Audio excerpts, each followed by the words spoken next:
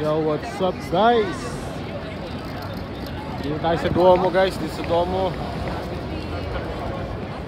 And pupunta tayo sa Estra Milano. Yan.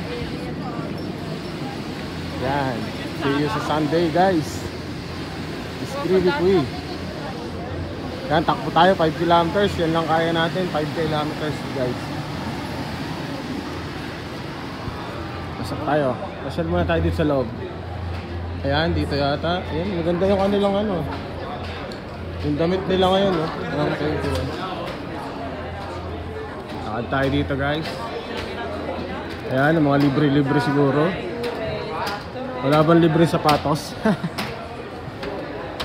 Ayan guys. Mag-discretion tayo, entry tayo guys.